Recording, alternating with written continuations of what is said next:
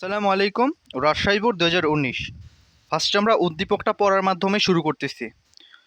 দোলনচাঁপা ও তার বাবা ভিন্ন ভিন্ন প্রজন্মের মোবাইল ফোন নিয়ে আলাপ করছেন।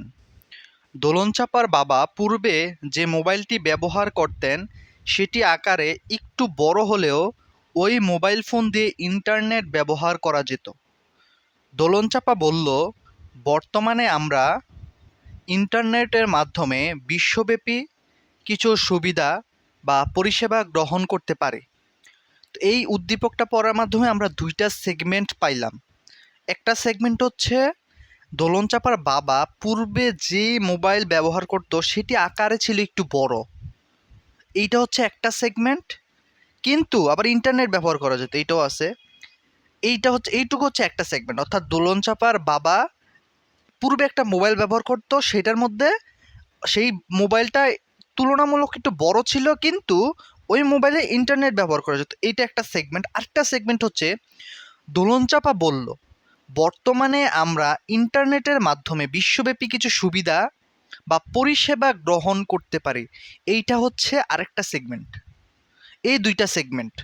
তো প্রথম সেগমেন্টটা দিয়ে আমরা বুঝতে পারতেছি যে ওই মোবাইল ফোনটা হচ্ছে দ্বিতীয় প্রজন্মের ফোন। আর দ্বিতীয় সেগমেন্টটা দিয়ে কী বোঝা যাচ্ছে, বর্তমানে আমরা ইন্টারনেট এর মাধ্যমে বিশ্বব্যাপী কিছু সুবিধা, এটা মূলত ক্লাউড কম্পিউটিংয়ের দিকে ইন্ডিকেট করতেছে।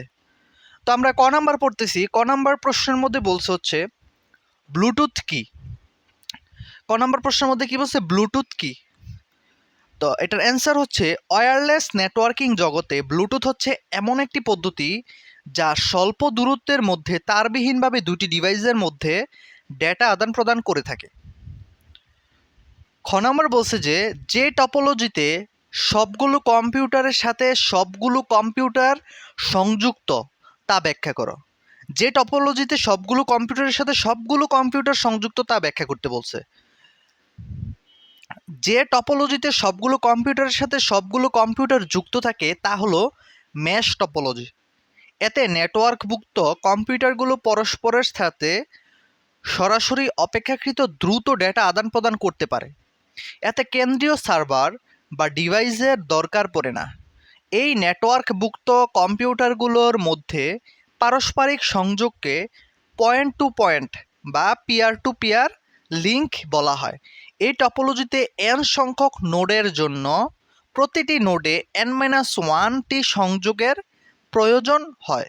ডেটা যোগাযোগের নির্ভরশীলতায় যেখানে মুখ্য, সেসব ক্ষেত্রে ম্যাশ টপোলজি ব্যবহার করা হয়। এবার 3 নম্বর প্রশ্নে বলছে উদ্দীপকে দোলনচাঁপার বাবা মোবাইল ফোনটি কোন প্রজন্মের, সেটির বৈশিষ্ট্যসমূহ ব্যাখ্যা করো।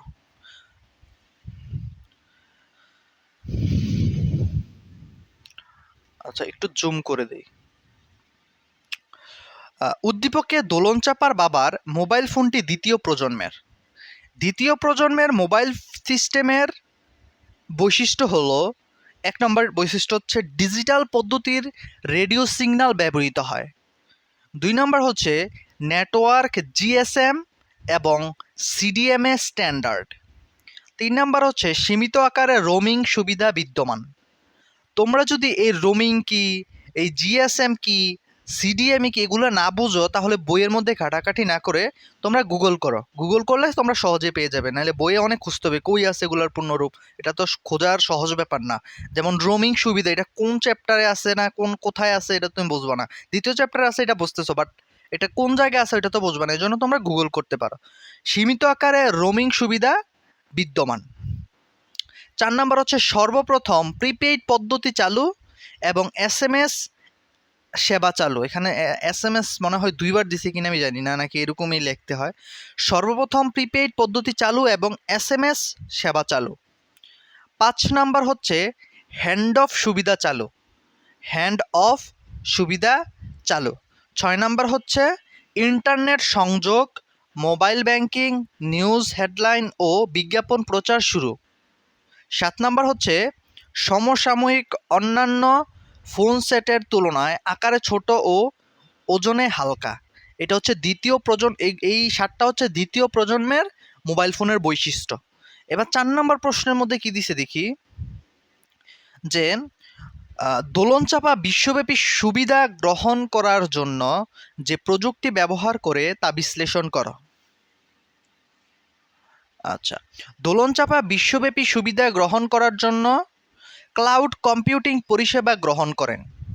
বিভিন্ন ধরনের কম্পিউটার রিসোর্স যেমন নেটওয়ার্ক, সার্ভার, স্টোরেজ, সফটওয়্যার ও সার্ভিস নেটওয়ার্কের মাধ্যমে ক্রেতার সুবিধা অনুসারে চাহিদা মাত্র ও চাহিদা অনুসারে সহজে ব্যবহার করার সুযোগ প্রদান ও ভাড়া দেওয়ার সিস্টেম হলো ক্লাউড কম্পিউটিং। এতে ওয়েবে সকল ধরনের কার্যক্রম করা সম্ভব। এক্ষেত্রে প্রত্যেক ব্যবহারকারীকে ক্লায়েন্ট হিসেবে বিবেচনা করা যেতে পারে। ক্লাউড শব্দটি ইন্টারনেটের রূপক হিসেবে ব্যবহৃত হয়েছে। আকাশে সর্বত্র যেভাবে মেঘ ছড়িয়ে আছে, ইন্টারনেটও ঠিক তেমনি সর্বত্র জালের মতো ছড়িয়ে আছে। ইন্টারনেটের এই ক্লাউড থেকে সর্বনিম্ন খরচে সর্বোচ্চ সুবিধা পাওয়ার উপায় হিসেবে ক্লাউড কম্পিউটিং ধারণাটি উৎপত্তি। ক্লাউড কম্পিউটিংয়ের মাধ্যমে একটি নেটওয়ার্ক এর আওতাভুক্ত সকল কম্পিউটারই একই হার্ডওয়্যার ও সফটওয়্যার ব্যবহার করতে পারে এবং কম সময়ে অধিক ক্ষমতাসম্পন্ন অনলাইন কম্পিউটিং সেবা লাভ করে। তো এই হচ্ছে আমাদের রাজশাহী বোর্ড 2019 গেল। সবাইকে ধন্যবাদ, আমার জন্য সবাই দোয়া করবেন।